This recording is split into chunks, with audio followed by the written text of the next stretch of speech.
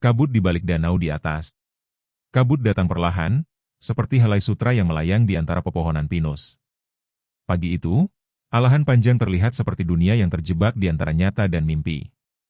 Raka menurunkan kameranya, menatap ke arah bentangan air luas di bawah tebing, danau di atas, begitu orang-orang menyebutnya. Permukaannya tenang, tapi entah kenapa, ada sesuatu yang membuat udara di sekitarnya terasa berat. Raka adalah seorang dokumentaris muda dari Jakarta. Ia datang ke dataran tinggi Solok itu bukan untuk mencari hantu atau legenda, melainkan untuk membuat film tentang pariwisata lokal. Tapi begitu mobilnya memasuki jalan berkelok dengan kabut yang menutupi pandangan, ia merasa sedang menuju sesuatu yang lebih dari sekadar proyek. Kalau kabut datang jam segini, jangan terlalu dekat ke air, kata sopir yang menjemputnya, seorang pria tua bernama Datuk Basir. Kenapa, Pak? Bahaya? Tanya Raka sambil menyalakan kamera kecil di dashboard. Datuk tersenyum samar, matanya menatap ke arah jendela yang mulai berembun. Kata orang tua dulu, kabut itu napas para penjaga. Kadang mereka menyapa orang baru. Ucapan itu membuat Raka tertawa kecil, tapi bagian dalam dirinya menegang. Ia tidak percaya tahayul, tapi udara di sekitar danau benar-benar punya cara membuat siapapun merasa sedang diawasi. Malam pertama di penginapan kecil milik keluarga Datuk Basir terasa panjang. Angin gunung berdesir lembut, tapi di luar, terdengar suara seperti seseorang berjalan di tepi danau. Raka menatap dari jendela kamarnya, kabut memantulkan cahaya lampu minyak, menciptakan bayangan samar yang menari di permukaan air. Ia sempat berpikir itu hanya pantulan, sampai bayangan itu menoleh ke arah jendelanya. Esok paginya, Raka mulai merekam. Ia berjalan di antara kebun teh, menyorot perahu nelayan kecil yang melintas di permukaan danau, dan merekam suara burung yang menggema di lembah. Tapi setiap kali ia memutar hasil rekaman, selalu ada suara lain, desiran halus seperti bisikan. Kembali? Jangan buka gerbang. Ia mencoba menghapus file itu, tapi suara yang sama muncul di rekaman berikutnya. Saat ia bertanya pada warga sekitar, mereka hanya menggeleng. Tak ada yang mau bicara tentang danau lebih dari sepatah dua patah kata. Suatu sore, ketika matahari mulai tenggelam di balik kabut, Raka duduk di dermaga kayu tua. Angin membawa aroma basah dari pepohonan. Di kejauhan, seekor bango putih melintas, lalu menghilang di balik awan tipis. Ia menyalakan kameranya lagi, mencoba merekam perasaan itu, keheningan yang terlalu sempurna. Namun ketika layar kamera menyorot permukaan air, Raka terpaku. Ada sesuatu di sana, bayangan perempuan berambut panjang, berdiri di tengah danau, menatap lurus ke arahnya. Ia terdiam, tak mampu memutuskan apakah harus berhenti merekam atau mendekat. Tapi begitu ia berkedip, sosok itu lenyap, dan layar hanya menampilkan ombak kecil yang bergulung pelan. Di belakangnya, suara Datuk Basir terdengar berat. Kau sudah melihatnya, ya? Katanya pelan. Raka menoleh. Melihat apa, Datuk? Datuk menghela napas panjang. Penjaga air. Dia tidak suka orang asing terlalu dalam melihat rahasianya. Raka menatap lagi ke arah danau. Kabut menebal, seperti dinding yang menelan seluruh lembah. Ia merasa ada sesuatu yang baru saja dimulai, sesuatu yang tidak akan berhenti hanya karena ia menutup kameranya. Dan di kejauhan, samar-samar, terdengar nyanyian perempuan dari balik kabut. Suara yang lembut, namun membawa dingin yang menusuk tulang. Nyiur yang berbisik. Kabut kembali datang pagi itu, menggulung lembut dari arah bukit, menelan tepi-tepi danau di atas seperti tirai yang menutup panggung pertunjukan lama. Raka berdiri di bawah sebatang nyiur yang melengkung condong ke arah air, mendengarkan desir angin yang melewati dedaunannya. Seolah pohon itu berbisik sesuatu, kalimat-kalimat yang tak jelas namun terasa mengandung arti. Ia baru saja memutar ulang rekaman malam sebelumnya. Di antara suara angin dan riak air, ada potongan suara perempuan yang samar, melantunkan tembang lama dalam bahasa Minangkabau kuno. Nada-nadanya lirih, seperti doa yang terpotong waktu. Raka mengerutkan kening. Dari mana suara ini muncul? Gumamnya. Dari masa lalu, sahut seseorang di belakangnya. Raka menoleh cepat. Di sana berdiri seorang nenek dengan kerudung lusuh dan tongkat kayu di tangan. Wajahnya keriput, tapi matanya tajam menembus kabut. Datuk Basir yang mengantarnya ke tempat itu menunduk hormat. Ini Unidariah, kata Datuk lirih. Dia yang paling tahu tentang kisah danau. Nenek itu tersenyum samar, lalu duduk di batu besar yang separuh tenggelam di air. Kau datang dengan kamera, tapi jangan kira semuanya bisa kau tangkap dengan lensa. Ada hal-hal yang hanya bisa dilihat oleh hati yang berani mendengar. Raka menyalakan perekam suaranya. Uni, orang-orang di sini bilang ada penjaga danau. Siapa dia sebenarnya? Uni Dariah menatap jauh ke arah kabut. Dulu, sebelum tempat ini bernama Alahan Panjang, ada seorang gadis bernama Putih Gimbah. Rambutnya panjang, hitam seperti malam, matanya bening seperti air danau ini. Ia anak dari seorang tabib tua yang dipercaya menjaga sumber air di puncak gunung. Tapi cintanya membuat murka langit. Suara angin tiba-tiba menguat, membuat Nyiur bergoyang. Raka menahan nafas, mendengarkan setiap kata yang keluar dari bibir nenek itu. Putih jatuh cinta pada seorang pemuda dari lembah. Mereka berjanji akan bersama, tapi sang tabib melarang. Air dan daratan tak bisa bersatu, katanya. Tapi cinta mereka keras kepala. Pada suatu malam, saat bulan penuh memantul di danau, mereka bersumpah untuk kabur. Namun badai datang. Dan keesokan harinya, danau ini terbentuk dari air mata yang tak berhenti mengalir dari gunung. Uni Dariah menatap Raka dalam-dalam. Sejak saat itu, setiap kali kabut turun dan Nyiur berbisik, itu tanda sang penjaga berjalan di antara kita, mencari seseorang yang mirip dengan kekasihnya yang hilang. Raka menelan ludah. Kau percaya legenda itu masih hidup? Uni tersenyum pahit. Nak, yang disebut legenda bukan sekadar dongeng.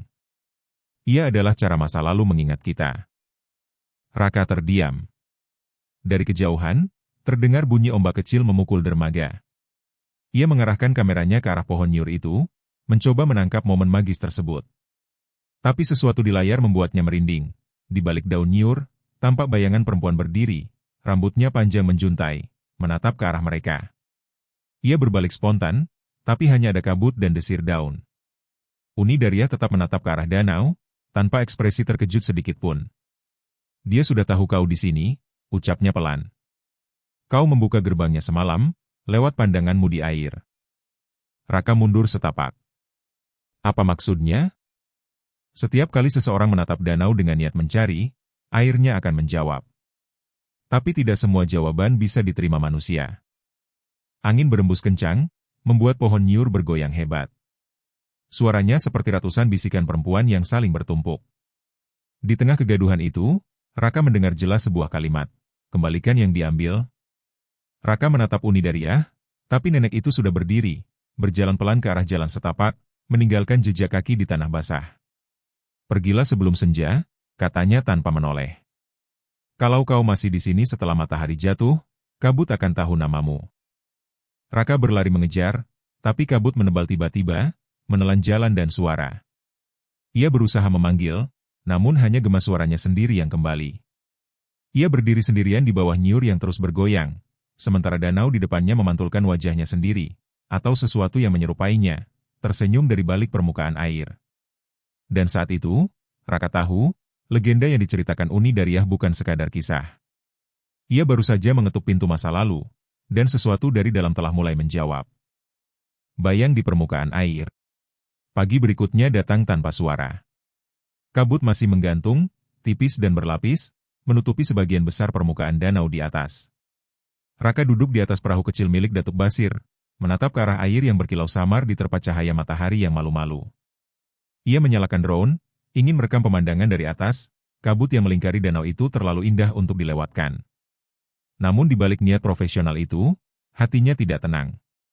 Sejak pertemuannya dengan Uni Dariah kemarin, bayangan perempuan berambut panjang itu terus menghantui pikirannya.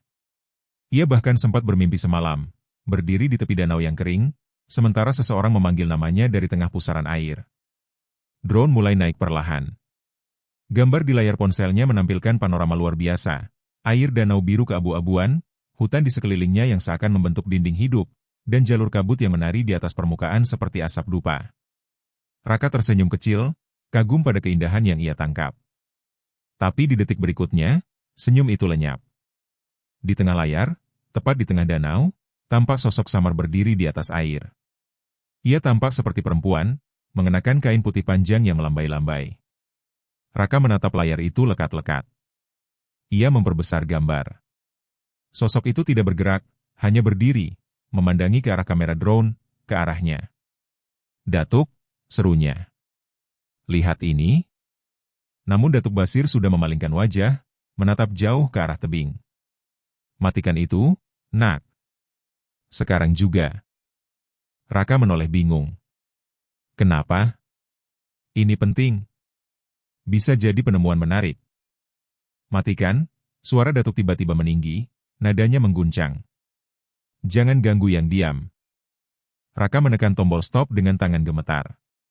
Drone melayang turun perlahan, dan begitu ia melihat layar kembali, sosok itu telah menghilang. Tapi air di tengah danau mulai beriak, padahal angin pagi hampir tak terasa. Riaknya membentuk lingkaran, seperti seseorang sedang berjalan di bawah permukaan. Raka menelan ludah. Apa yang barusan kita lihat? Datuk Basir tidak menjawab. Ia hanya mendayung perahu kembali ke tepi. Aku sudah bilang, nak. Kabut di sini bukan hanya udara. Ia punya mata. Di darat, Raka membuka laptop dan memeriksa ulang semua rekaman. Tapi hasilnya aneh, file video itu rusak, menampilkan layar abu-abu dengan suara frekuensi rendah yang mengganggu telinga. Namun di sela-sela distorsi itu, ada satu frame yang masih utuh, bayangan perempuan di atas air, menatap ke arah kamera dengan wajah yang tidak sepenuhnya manusia. Matanya terlalu hitam, terlalu dalam, dan di baliknya seperti ada pantulan danau lain. Sore harinya, Raka memutuskan pergi sendiri ke dermaga lama yang berada di ujung selatan danau. Jalannya sempit, melewati kebun teh dan batu besar yang ditumbuhi lumut tebal. Udara di sana lebih dingin, lebih sunyi. Setiap langkah terasa seperti memasuki halaman buku yang sudah lama tak dibuka. Di ujung dermaga, ia menyalakan kameranya. Tak ada suara selain deru angin lembah. Tapi tak lama, di layar, muncul sesuatu, bayangannya sendiri. Namun anehnya, bayangan itu tidak mengikuti gerakannya. Saat ia menunduk, bayangan di air tetap menatap lurus ke depan. Saat ia melangkah mundur, bayangan itu maju. Raka terpaku. Air danau tiba-tiba bergetar, membentuk pusaran kecil.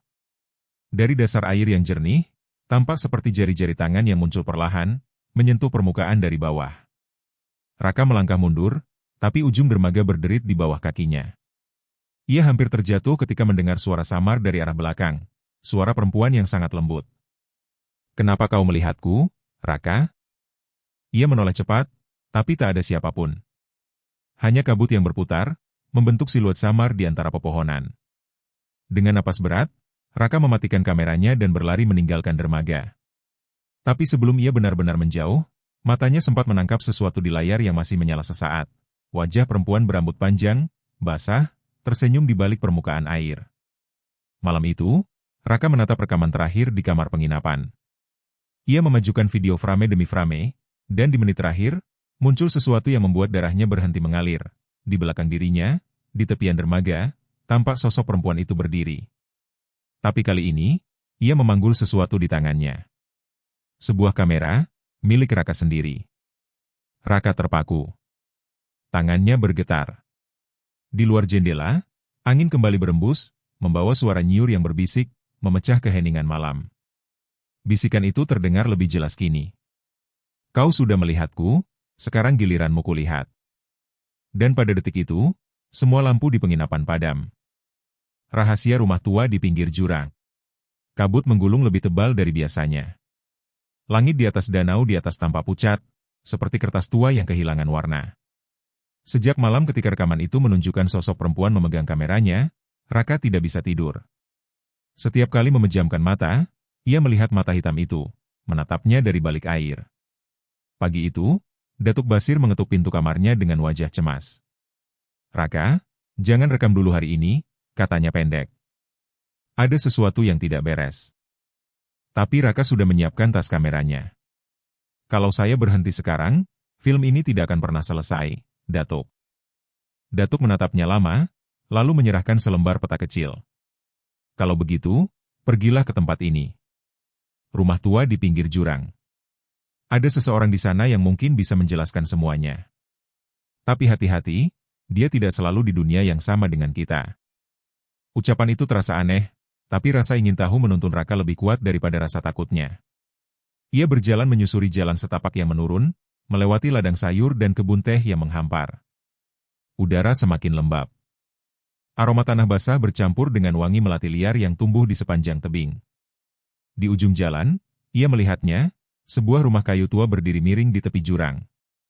Ket dindingnya terkelupas, atapnya ditumbuhi lumut, dan di depan rumah itu berdiri pohon melati besar dengan cabang-cabang yang menjuntai seperti tangan. Raka ragu sejenak, lalu mengetuk pintu. Tok, tok. Tak ada jawaban. Tapi pintu itu terbuka perlahan, seperti menunggu kedatangannya. Di dalam, ruangan itu berdebu, penuh perabotan antik. Di dinding tergantung foto lama, seorang gadis muda dengan rambut panjang dan kain putih. Di bawah foto itu tertulis dengan tulisan tangan, Melati 1921. Suara langkah lembut terdengar dari belakang. Raka berbalik. Seorang perempuan berdiri di ambang pintu dapur. Wajahnya pucat, tapi cantik dengan cara yang aneh, seperti potret lama yang hidup kembali. Rambutnya panjang, dibiarkan terurai. Kau bukan orang sini, katanya lirih. Raka menelan ludah. Saya, Raka, sedang membuat dokumenter tentang danau. Saya mencari tahu tentang legenda penjaga air. Perempuan itu menatapnya dengan mata yang dalam. Mereka masih menyebutnya legenda, katanya pelan, seolah berbicara pada dirinya sendiri. Duduklah, Raka. Aku Melati. Nama itu membuat Raka terpaku. Melati? Ia menoleh ke arah foto di dinding.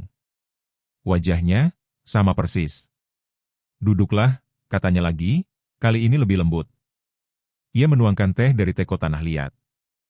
Uap hangatnya membawa aroma bunga. Kau melihat sesuatu di danau, bukan? Raka mengangguk pelan. Ya. Ada perempuan, berdiri di air.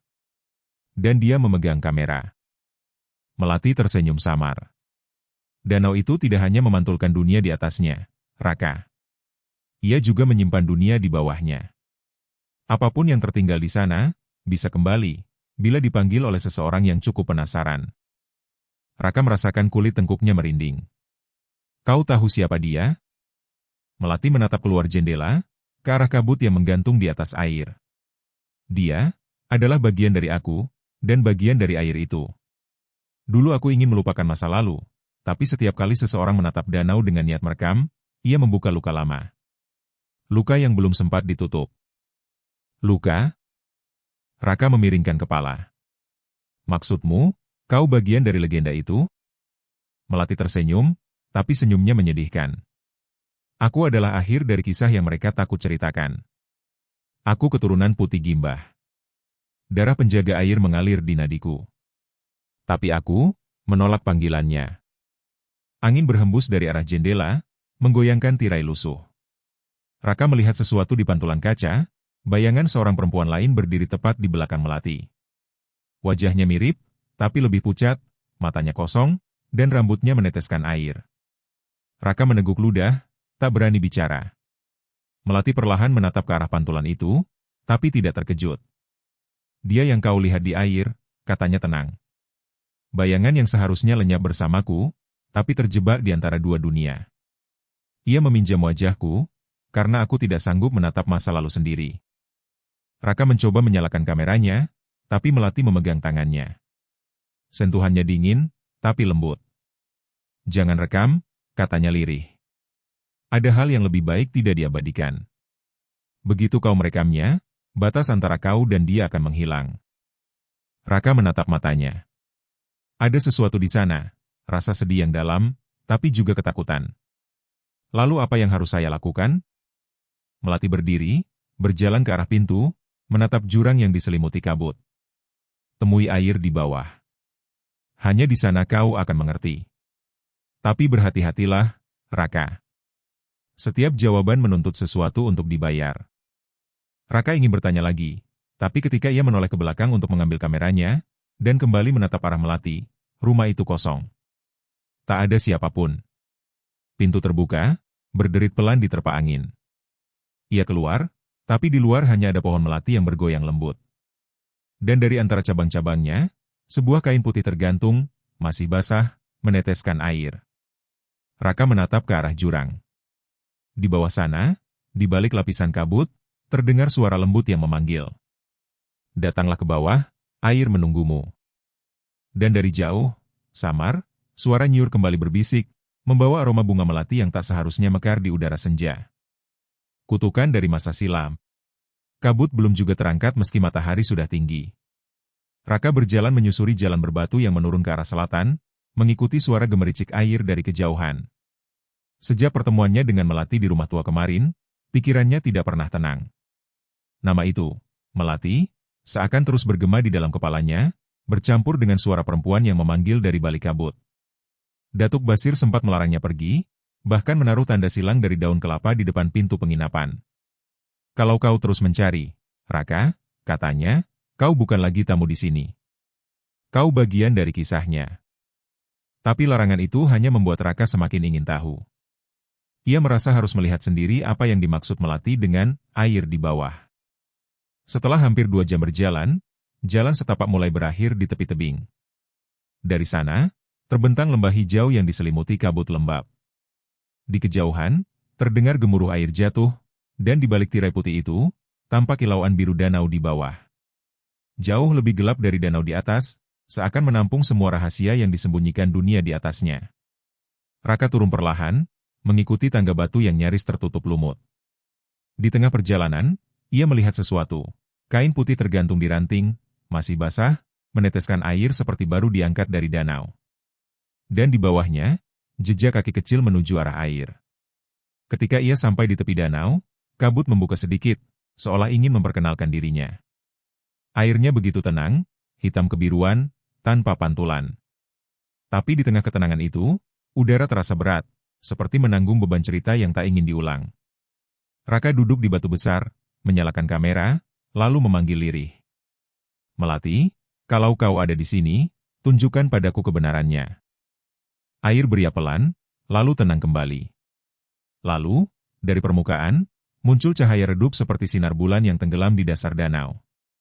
Raka berdiri, menatap ke dalam air, dan tiba-tiba dunia di sekitarnya berubah. Ia tidak lagi berada di tepi danau. Ia melihat pemandangan lain, sebuah kampung tua di kaki gunung. Orang-orang berpakaian adat, dan di tengah lapangan, seorang gadis berambut panjang duduk di tepi mata air, memegang kendi tanah liat. Itulah Putih Gimbah, seperti dalam cerita Uni Dariah. Tapi kini, ia hidup di depan mata Raka. Suara lembut terdengar dari belakangnya. Kau ingin tahu asalnya? Maka lihatlah. Melati berdiri di sampingnya, mengenakan kain putih yang berkilau lembut di bawah sinar bulan yang tidak nyata. Dulu, sebelum alahan panjang terbentuk, katanya pelan, gunung ini adalah rumah bagi 2 kekasih dari dunia yang berbeda, Putih Gimbah, penjaga sumber air, dan seorang pemuda dari lembah bernama Rajo Alam. Mereka jatuh cinta di tengah larangan, karena darah penjaga air tak boleh bercampur dengan manusia biasa.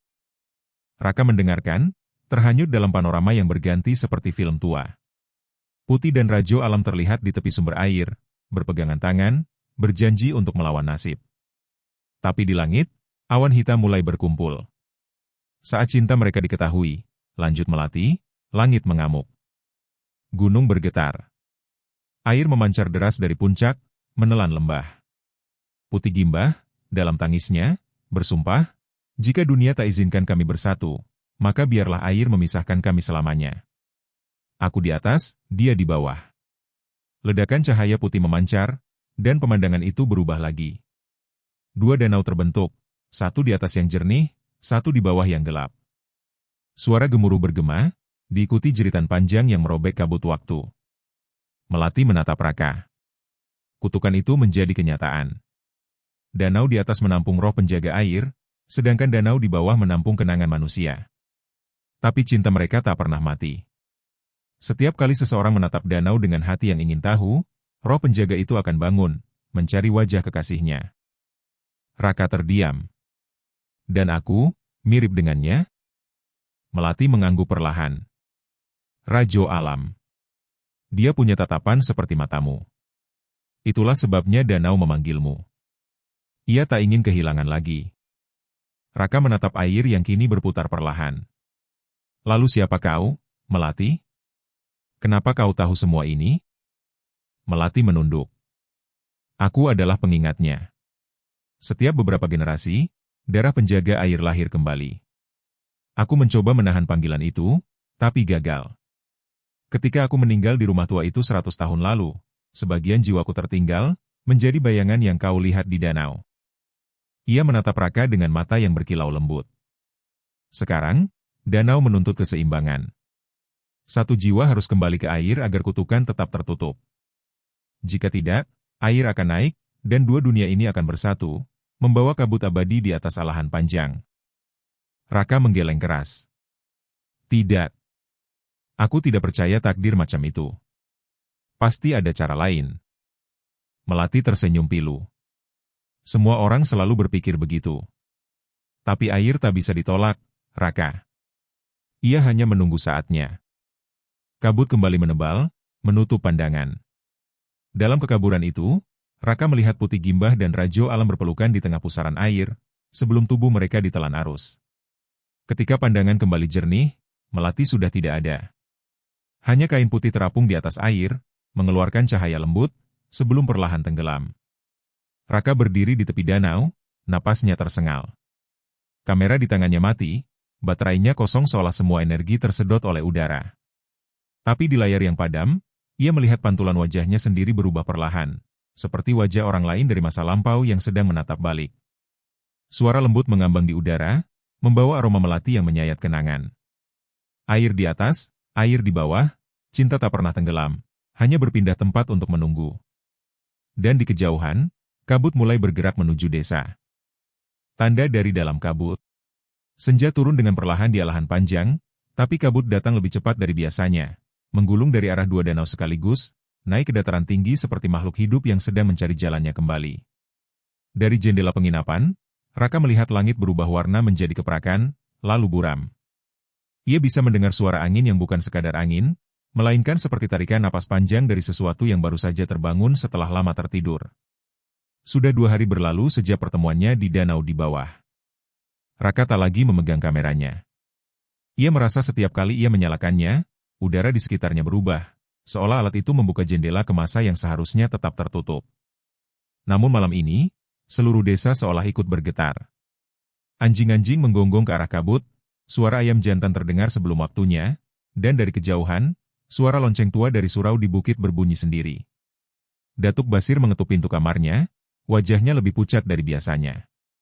Kabut dari 2 arah, katanya pelan. Seumur hidupku, belum pernah kulihat yang seperti ini. Apa artinya? Tanya Raka, mencoba menenangkan suaranya yang bergetar. Artinya air di atas dan air di bawah sudah saling memanggil, jawab Datuk. Kutukan itu mulai terbuka. Raka menatap keluar. Dari kejauhan, ia bisa melihat kilatan cahaya biru samar di atas permukaan danau. Setiap kali kilatan itu muncul, terdengar suara gemuruh seperti air yang beradu dari bawah tanah. Udara berbau besi, lembab dan pekat. Lalu, satu persatu hal aneh mulai terjadi. Warga yang berjalan di jalan utama melihat bayangan mereka tidak lagi mengikuti langkah. Beberapa orang mendengar suara tangisan perempuan dari arah kebun teh. Dan di sawah, air irigasi berubah keruh, mengalir dari arah yang berlawanan, dari bawah ke atas. Malam menjelang dengan cepat. Raka dan Datuk keluar menuju dermaga untuk memastikan keadaan. Tapi yang mereka temukan membuat darah Raka membeku. Air danau di atas perlahan naik ke daratan, seolah menarik sesuatu dari dalam bumi. Dari tengah danau, tampak pusaran air membentuk spiral, mengeluarkan cahaya putih kebiruan. Apa yang harus kita lakukan, Datuk? Raka berteriak di tengah suara gemuruh. Tidak ada yang bisa manusia lakukan, jawab Datuk lirih. Hanya dia yang bisa menutup pintunya sendiri, penjaga air itu. Kabut tiba-tiba merambat di kaki mereka, dingin seperti napas dari dunia lain. Di dalamnya, Raka melihat siluet seseorang berjalan menuju danau. Tubuhnya ramping, rambutnya panjang terurai, dan kain putihnya berkibar tertiup angin. Melati, bisik Raka tanpa sadar. Perempuan itu berhenti di tepi air, menoleh perlahan. Wajahnya setengah tampak, setengah lenyap di balik kabut. Kau datang terlalu jauh, Raka, suaranya lembut tapi terdengar di dalam kepala, bukan telinga. Air sudah mengenalmu. Ia ingin mengambil kembali yang pernah hilang. Aku tidak akan pergi. Raka melangkah mendekat. Jika kau bagian dari kutukan ini, biarkan aku membantu memutusnya. Melati menatapnya lama, lalu menurunkan pandangannya ke air. Kau tidak mengerti. Setiap kali seseorang menatap danau dengan hati yang haus, airnya akan memantulkan jiwa yang ia rindukan. Kau sudah menjadi pantulan itu, Raka. Kau bukan lagi hanya tamu di sini. Dunia di sekeliling mereka berguncang. Suara retakan terdengar dari dalam tanah. Kabut berubah menjadi pusaran raksasa yang menghubungkan langit dan danau. Dari pusaran itu, muncul bayangan-bayangan manusia berjalan perlahan, wajah-wajah dari masa lalu. Ada yang mengenakan pakaian adat, ada yang memegang kendi tanah liat, dan di antara mereka, seorang pemuda dengan mata hitam pekat menatap lurus ke arah Raka. Raka terpaku.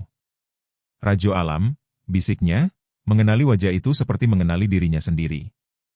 Melati menunduk. Kau lihat?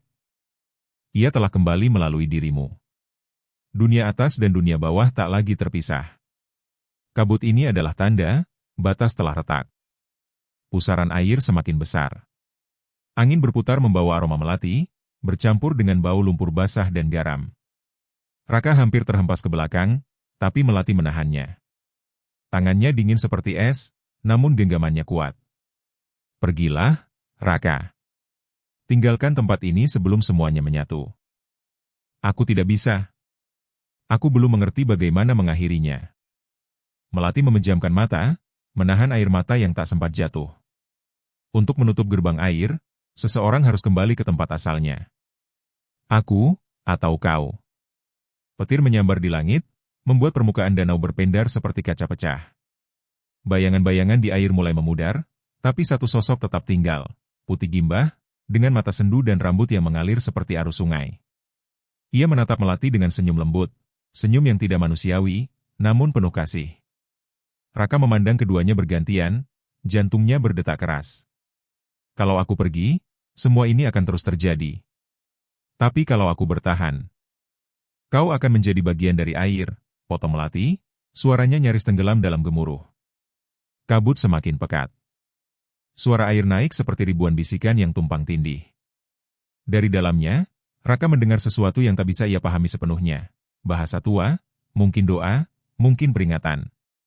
Lalu, dengan tiba-tiba, semuanya berhenti. Angin, suara, bahkan waktu. Hanya satu hal yang masih bergerak, pantulan wajah Raka di air, yang kini tersenyum kepadanya, padahal ia sendiri sedang gemetar ketakutan. Melati menatapnya satu kali lagi, matanya berkilau seperti air mata. Ini baru permulaan. Ketika air berhenti berbicara, itu tandanya dunia sudah tak bisa lagi menutup telinganya. Dan begitu kabut menelan mereka, langit di atas alahan panjang berubah warna, biru muda menjadi kelabu, kelabu menjadi perak, dan akhirnya gelap sepenuhnya. Di kejauhan, lonceng surau berbunyi sendiri. Danau di bawah, gerbang kedua. Kabut perlahan surut ketika fajar menyentuh perbukitan alahan panjang, tapi desa belum tenang. Air masih bergolak di tepian, dan suara gemuruh samar terdengar dari bawah tanah, seolah bumi sendiri sedang bernapas berat. Raka terbangun dengan kepala berat dan pakaian lembab oleh embun. Di sampingnya, kamera yang ia bawa malam sebelumnya tergeletak, menyala tanpa perintah. Layar menampilkan rekaman samar, kabut, cahaya biru, dan siluet Melati berjalan ke arah danau, lalu lenyap. Raka menatap keluar jendela. Di kejauhan, gunung Talang tampak seolah berasap, tapi bukan karena letusan, melainkan kabut tebal yang tidak mau hilang. Datuk Basir duduk di teras, matanya kosong memandang ke arah barat. Melati tidak kembali, katanya perlahan tanpa menoleh. Raka terdiam. Dia menghilang di air. Datuk mengangguk pelan. Mungkin bukan menghilang. Mungkin ia hanya kembali ke tempat asalnya. Suara gemuruh dari perut bumi terdengar lagi, kali ini lebih jelas. Getarannya membuat cangkir teh di meja bergoyang, menumpahkan air hangat ke tanah. Raka berdiri, merasakan lantai kayu di bawah kakinya berdenyut. Sesuatu di dalam bumi bergerak. Datuk, apa di bawah sini ada gua? Bukan gua, Nak Raka, jawab Datuk, pandangannya berat. Tapi jalan air. Dulu orang tua-tua menyebutnya Lurah Hilang, saluran purba yang menghubungkan danau di atas dan danau di bawah. Tak ada yang tahu di mana mulutnya. Tapi jika kabut mulai turun bersamaan dari dua danau, artinya pintu itu terbuka lagi. Raka menelan ludah. Ia tahu apa yang harus ia lakukan, sekalipun rasa takut mencengkeram dadanya. Aku harus menemukannya. Perjalanan menuju danau di bawah menembus hutan yang kini sepi. Tidak ada suara burung, tidak ada hembusan angin, hanya bunyi langkah Raka di antara daun basah dan akar-akar besar. Ia membawa senter dan kamera, walau tak yakin apa gunanya di dunia yang seolah tak ingin terlihat. Di setiap langkahnya, udara terasa semakin berat, lembab, dan berbau logam.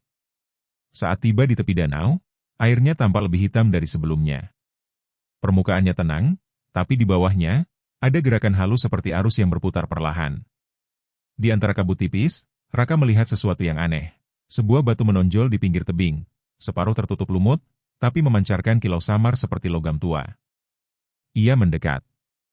Batu itu berbentuk lingkaran, di tengahnya terdapat ukiran bergambar dua ikan yang saling melingkar, menyerupai simbol yin yang, tapi dengan bentuk kepala manusia di ujung ekornya. Saat disentuh, batu itu bergetar halus. Suara samar seperti napas terdengar dari balik dinding batu. Kemudian, sesuatu bergeser. Batu itu terbuka sedikit, menampakkan celah sempit di belakangnya. Lorong batu menurun ke arah dalam bumi. Dari celah itu, keluar angin lembab bercampur aroma air dan bunga melati. Raka menyalakan senter dan melangkah masuk. Lorong itu sempit dan licin. Dinding-dindingnya seperti terukir alami oleh aliran air selama berabad-abad. Setiap beberapa meter, ada ukiran kuno di batu, gambar manusia dengan mata tertutup, tangan terulur ke arah langit, dan air yang mengalir dari matanya. Di sela-sela batu, terdengar bunyi tetesan air yang bergema seperti bisikan lembut. Setelah berjalan cukup jauh, Raka menemukan ruang besar di bawah tanah. Di tengahnya, sebuah kolam kecil memantulkan cahaya biru pucat, seperti langit malam yang terperangkap. Air di dalamnya bergerak sendiri, menciptakan pusaran lembut. Dan di seberang kolam itu, ada sebuah pintu batu besar, tertutup rapat, dengan ukiran dua danau yang saling bertaut. Di tengahnya tertera tulisan kuno yang samar. Air atas dan air bawah bersatu di dalam satu nama. Siapa yang memanggil, akan menjadi jembatannya. Raka menyentuh permukaan pintu. Batu itu hangat, dan seketika cahaya biru dari air memancar lebih kuat. Bayangan mulai muncul di sekelilingnya, siluet orang-orang berpakaian adat Minangkabau, membawa kendi, menunduk di depan pintu air itu. Lalu, di antara mereka, sosok melati muncul, tapi kali ini, bukan seperti perempuan biasa. Rambutnya tampak mengalir seperti air, matanya memantulkan cahaya dari kolam. Raka, suaranya terdengar dari dalam ruang, menggema di udara dan di dalam kepala. Kau menemukan gerbangnya. Raka mendekat, setengah terkejut, setengah takut. Di mana kau? Apa yang sebenarnya terjadi di sini? Aku berada di antara dua dunia, jawab melati lembut. Dulu, manusia memisahkan air ini dengan doa dan darah. Mereka takut pada kekuatan yang tak bisa mereka pahami. Tapi ketika rasa takut berubah menjadi keserakahan, perbatasan itu retak. Kini, yang di atas memanggil yang di bawah. Raka menatapnya dengan ngeri dan kagum. Jadi semua ini adalah akibat kutukan yang belum ditebus? Melati mengangguk.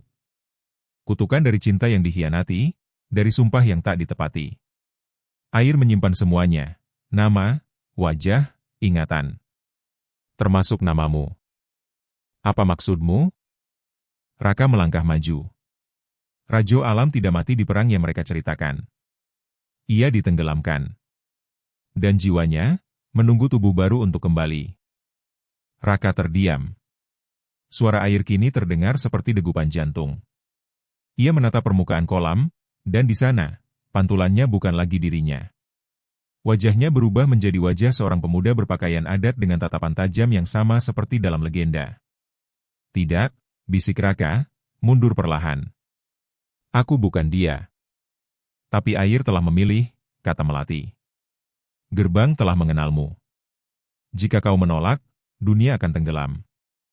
Jika kau menerima, kau tidak akan kembali lagi sebagai dirimu. Pintu batu mulai bergetar. Dari sela-selanya, air merembes keluar, menyala biru dan berputar di udara seperti kabut bercahaya. Suara dari dalam terdengar, nyanyian purba, dalam bahasa yang tak dimengerti, tapi terasa akrab di telinga Raka. Melati menatapnya dengan tatapan sayu. Pilihlah, sebelum gerbang menelan segalanya. Raka menggenggam kameranya, Tangan gemetar.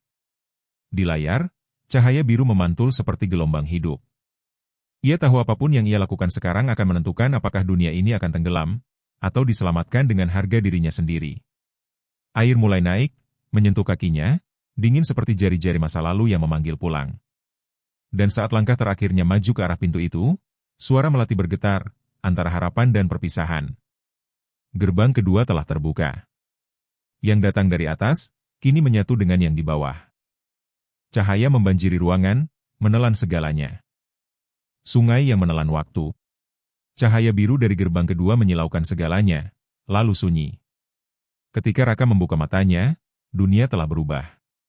Ia tidak lagi berdiri di dalam gua batu lembab, melainkan di tepi sebuah sungai lebar yang berkilau di bawah cahaya bulan merah. Udara di sekitarnya hangat, tetapi berbau tanah basah dan dupa. Dari kejauhan, terdengar bunyi alat musik tiup dan genderang, suara upacara yang entah dari masa lalu atau masa depan. Raka menatap sekeliling. Pepohonan di tepi sungai tinggi dan rimbun, seolah tak pernah disentuh manusia. Namun di antara kabut tipis, ia bisa melihat bentuk rumah-rumah gadang berdiri megah, beratap gonjong menjulang, diterangi cahaya obor. Bayangan orang-orang berjalan di tepi sungai, mengenakan pakaian adat, membawa kendi dan sesajen. Ia mengenali tempat itu, tapi bukan seperti yang ia kenal. Alahan panjang, ratusan tahun yang lalu. Raka menatap tangannya. Kulitnya berubah sedikit gelap, urat-urat menonjol di punggung tangan. Di pinggangnya tergantung sebilah keris berukir halus, yang tidak pernah ia miliki. Ia mendengar seseorang memanggil dari kejauhan, "Rajo Alam." Upacara sudah siap. Raka terdiam.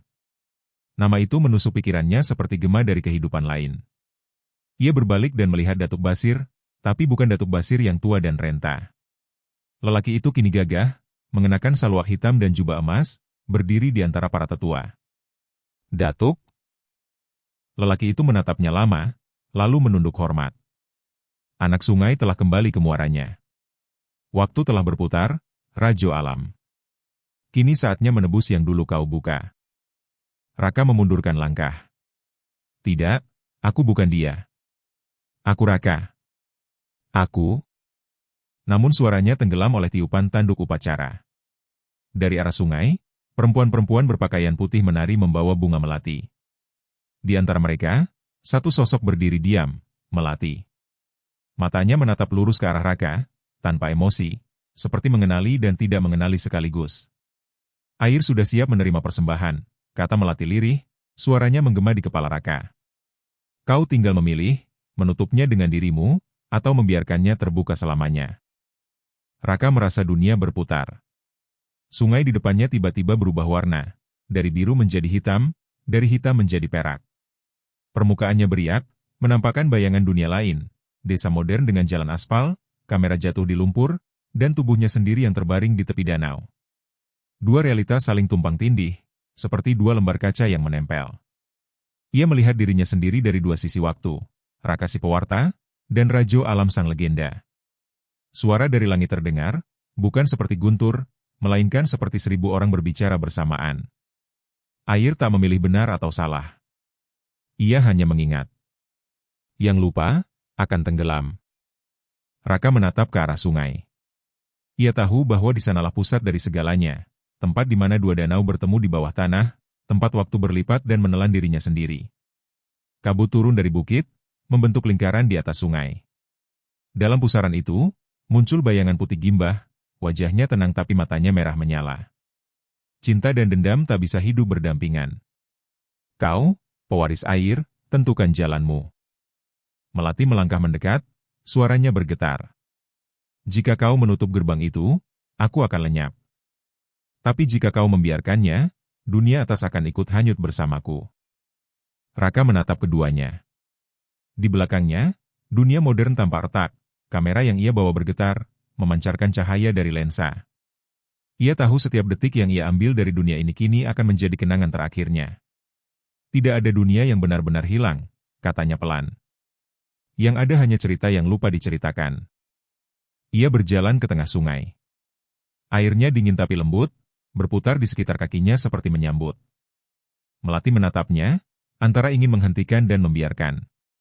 Putih gimbah menunduk, sementara di langit, bulan merah memantulkan cahaya terakhirnya ke air.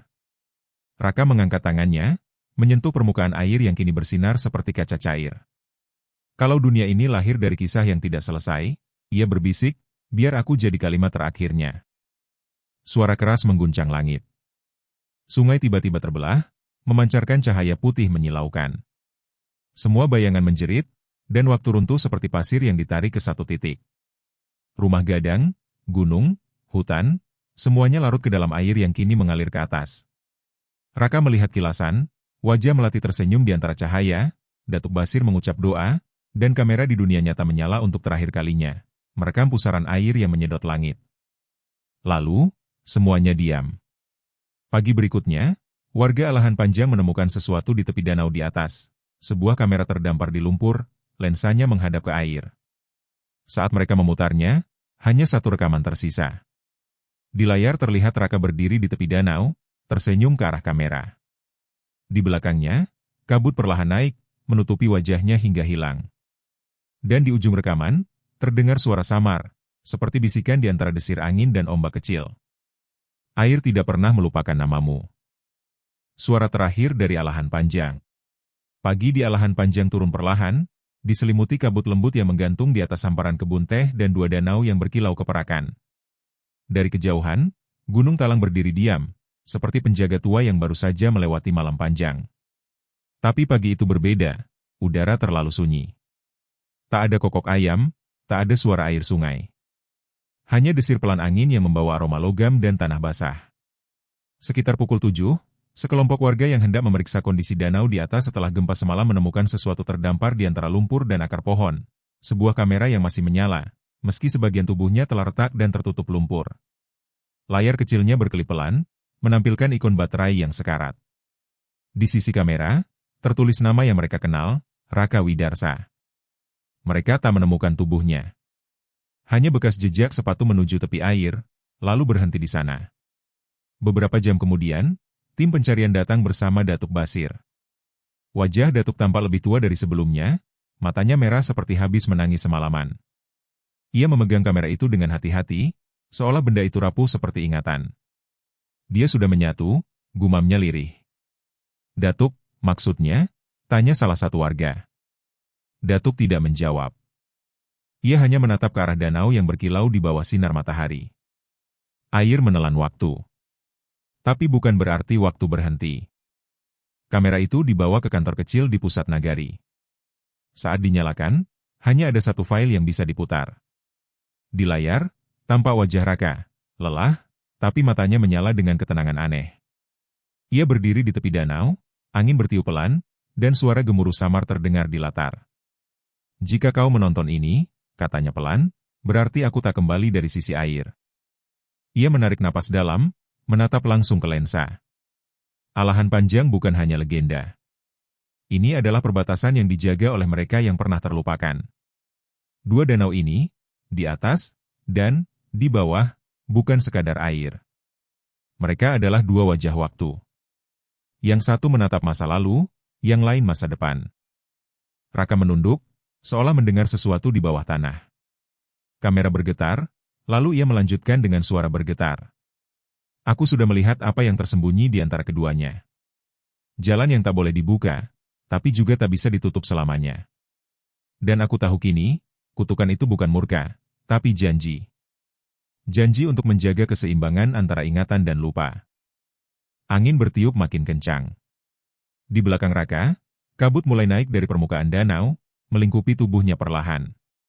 Kalau suatu hari air ini berbicara lagi, suaranya nyaris tenggelam, jangan dengarkan dengan telinga. Dengarkan dengan hati. Karena yang kau dengar bukan suara hantu, tapi gema dari masa yang menunggu untuk diingat kembali. Lalu kamera bergoyang keras, seperti seseorang menariknya. Gambar kabur, suara gemuruh air mendominasi. Sebuah cahaya biru melintas cepat di lensa, dan dari kejauhan terdengar suara perempuan berbisik. Raka, waktumu sudah habis. Layar menjadi hitam. Namun beberapa detik kemudian, gambar terakhir muncul, air tenang, memantulkan langit kelabu. Di permukaannya, samar-samar tampak siluet dua sosok berjalan berdampingan di atas air, satu pria, satu perempuan. Perlahan mereka menjauh, hingga kabut menelan keduanya sepenuhnya. 3 hari setelah rekaman itu ditemukan, danau kembali sunyi. Tapi warga mulai melaporkan hal-hal aneh. Setiap subuh, terdengar bunyi lembut seperti suara gamelan dari arah air. Kadang, ada bunga melati yang mengapung tanpa asal. Dan suatu malam, seorang nelayan bersumpah melihat wajah Mudaraka di permukaan danau, tersenyum sebelum menghilang bersama kabut. Datuk Basir menyalakan pelita di tepi danau setiap malam sejak itu. Ia duduk diam sambil berdoa, hingga suatu pagi, ia tak lagi bangun. Di sampingnya, ditemukan secari kertas berisi tulisan tangan rapat. Gerbang sudah tertutup, tapi air masih bermimpi. Jika suatu hari kabut kembali dari 2 arah, jangan takut. Itu bukan akhir, hanya awal dari kisah yang lain. Tahun-tahun berlalu. Alahan Panjang kini ramai dikunjungi wisatawan. Orang datang untuk melihat 2 danau kembar yang memukau, untuk bersuah foto di atas jembatan kayu, atau sekadar menikmati udara dingin dari dataran tinggi. Tapi penduduk lama tahu, setiap kali kabut datang bersamaan dari 2 arah, dari danau di atas dan danau di bawah, mereka menutup pintu rumah lebih awal. Karena di tengah kabut itu, kadang terdengar suara pelan seperti rekaman tua. Air tidak pernah melupakan namamu. Dan di kejauhan, di atas air yang memantulkan langit malam, tampak kilatan biru singkat, seperti lensa kamera yang masih merekam sesuatu, dari dunia yang menelan waktu.